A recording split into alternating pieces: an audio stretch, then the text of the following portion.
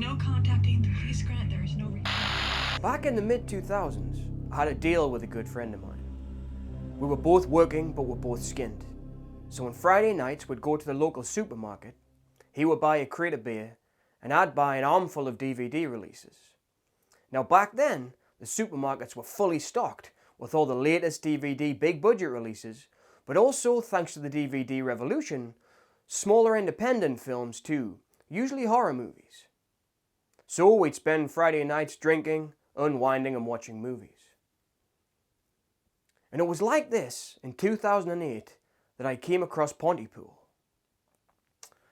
Now Pontypool I bought just because the front cover looked cool, but also because it starred Stephen McHattie, an actor I already greatly admired from performances in episodes of Lex, a sci-fi TV series I loved, the Jesse Stone movies on the television, but also Hollywood movies like Grey Lady Down with Stacy Keach and Charlton Heston, Walter Hill's Geronimo and American Legend, and he'd just given a great menacing performance in David Cronenberg's A History of Violence. McHattie is always a great performer, so because his name was on the DVD was one of the main reasons I bought it. So about halfway through our case of beer, we put on Pontypool.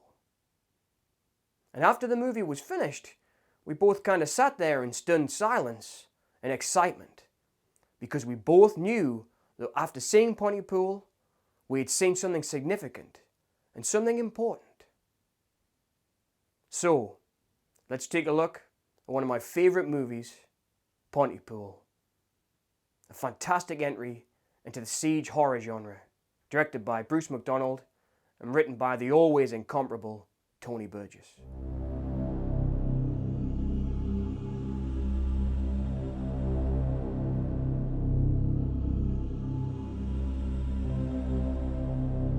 Pontypool begins with one of my favourite openings in movie history.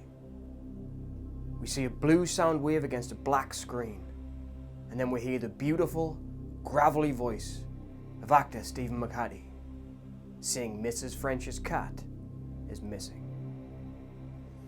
Now right there, the film demands attention from the audience. With this stark visual and this rumbling soundscape, we are introduced to the world of Pontypool. Striking, simple, and incredible. And that just draws me in. The film then opens with a wide shot of a car travelling down a snow-ridden highway. All we can really see is silhouettes and headlights, and it looks so incredibly beautiful. And we wonder, where's this car going? Is it in danger because it's in this storm? Then we go inside the car, in the midst of a conversation with our main protagonist, Grant Mazzy, a shock jock radio DJ who's on his way to work, and he's talking to his manager about how much he hates the position he's put him in and how much he hates this job that he's in at the moment. Then, Grant Mazzy stops at a light, and we get the first shock of the movie. A wonderful bang on the window, and a woman who looks to be out of control. This immediately puts us in this stark, cold, dark, dangerous world. And with that, we enter the nightmarish world of Pontypool. Pontypool began life as a screenplay by Tony Burgess based on his novel Pontypool Changes Everything.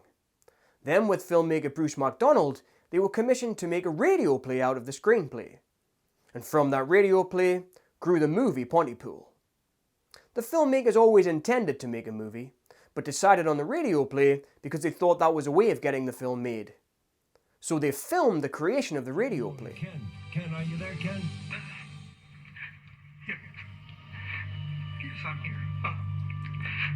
Save someone. I'm not safe here. Which is really interesting in itself, because it tells us about the creative process that the filmmakers went through when making the movie.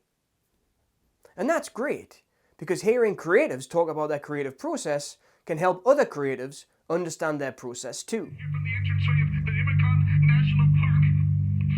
They came after me. Tony Burgess had this to say about what he was thinking and what he had in mind when he was writing the screenplay for Pontypool. The challenge is you've got to make everything work. A siege at the end of the world. Enormous countries involved. And levels of media. and you have to have it all work in this 6x6 landscape. And I have to do that from a writing perspective and make it have the rhythms, paces, as well as the action. You have to decide how big do you have to go so that the audience buys it. And once you've got those parameters, don't go bigger, because you'll lose the tight knots of the original principle. Listening to what Burgess has to say perhaps makes me realize why I like Pontypool and his writing so much. Part of his creative process was to begin by setting himself these parameters, and then he creates the world of Pontypool within those parameters.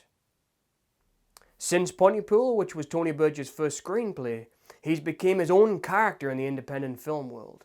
He's starred in such great horror comedies as The Horde, and he's made great films like The Executioners, Septic Man, Ejector. Perhaps this is why I love these movies so much, because Tony Burgess creates them with this successful set of rules. The Horde takes place in the world of reality television. Ejector is about one man's obsession with UFOs.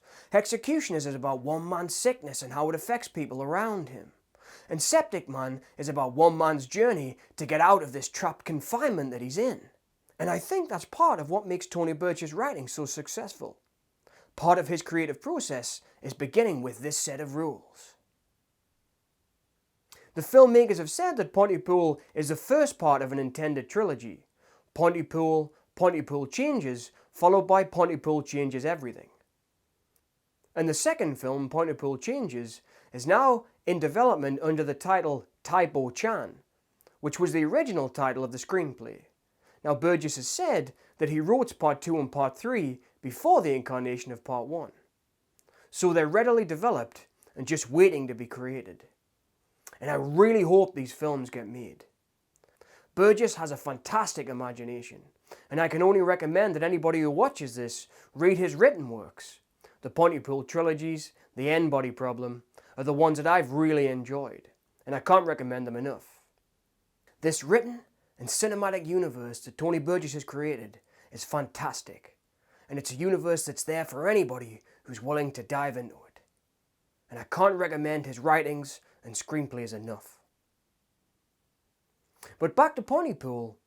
While researching it and watching interviews and hearing the DVD commentary, Tony Burgess said something very interesting, which I think might be why I relate to the film so much. He said this, talking about the influences of the original source novel, Pontypool Changes Everything. It breaks down to an autobiographical section in the middle, which is supposed to take care of the whole book and all of its problems. Because it's so hell-bent on making shit up, then it becomes this hard, autobiographical thing at the center. It comes from when I was originally a teenager, living on the streets in East Van, and becoming very disconnected, nobody knowing where I really was. I'm really just sort of a wandering person down there, and that's where I found the source of it. It was a period in my life when I was profoundly unable to communicate in any fundamental way, unable to reach or talk to people, which made me wonder where I was in a very primal way. Listening to Burgess say this gives me a reason, perhaps, why I liked Pontypool or connected with it so much when I first saw it. Like I said earlier, I was working all the time but didn't seem to have much money. I saw perhaps one friend socially every now and then, but I couldn't afford to go out, so I spent a lot of time alone. And like Burgess said, perhaps I was disconnected with people a little bit, because spending that amount of time away from people, you do kind of forget how to communicate. Perhaps this is why the virus spreads in terms of endearment, because it spreads in the things that we say to people that are kind of useless words, but are there so we have a connection with people. And that's kind of interesting. The virus in Pontypool wasn't because of a toxic spill or because of a space probe. It was something that was being spread in the language of people and how we communicate with each other. And looking back now, I realize I think this was a time in my life when I was finding it hard to communicate too. And I've got to thank the filmmakers for that, because it gave me something unique and something, a piece of art, that I could put myself into. And that was really cool. When asked to explain the rules of the virus, because people expect zombie rules, Tony Burgess said this: "This virus is like that time when you say something that's inappropriate, and you can't really explain to that person what you're talking about or what you really meant. This kind of awkwardness is fairly commonly experienced between people. It's an experience of rage, panic, and fear that comes out of that. And these are all common immune system attempts to save the brain. All kinds of primal misunderstandings.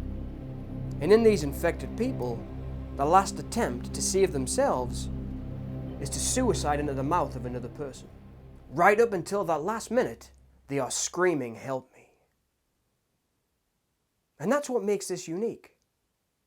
I think at the heart of Pontypool, and the heart of this virus which makes these zombies or these conversationists, is something that's base and human. And I think that's what Tony Burgess meant by this. And that's great. And I really think that's one of the reasons why I like Pontypool so much. It's smart, edgy, and really has something to say. That cinematic simpleness that it uses is just a form to get this message across.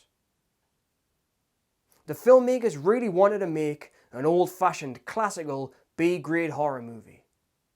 But they did something so much more, and something greater than the sum of its parts. I think Pontypool is a masterful work. And after we've been on this journey with the protagonists, we've been at the radio station, we've heard all these terrifying broadcasts coming in from the outside world, we get an ending that's as spectacular as any ending in cinematic history. And that last moment, boom, and we're out. It's fantastic. Pontypool is a really important film to me, and it's a film I come back to again and again. Recently, I just watched the spin-off, Dreamland, which pairs together again Bruce MacDonald as director, Tony Burgess as one of 3 writers, Lisa Howell, Stephen McHattie, and it's great because we've finally kind of gotten a sequel to Pontypool. Dreamland is a spin-off based on the coda that we get at the end of Pontypool with Johnny Deadeyes and Lisa the Killer. And it was fantastic to see that. Just another great addition to this fantastic universe that Burgess and MacDonald are creating. This is my appreciation for the 2008 movie Pontypool, which I can't recommend enough. It's a film that's really important to me. So if you take anything from this, please check out the fantastic world and writings of Tony Burgess. I can't wait to see what he does next. Thanks everyone for listening. There is no contacting the police, Grant. There is no reaching the police. Can you tell us what happened? What's happening there?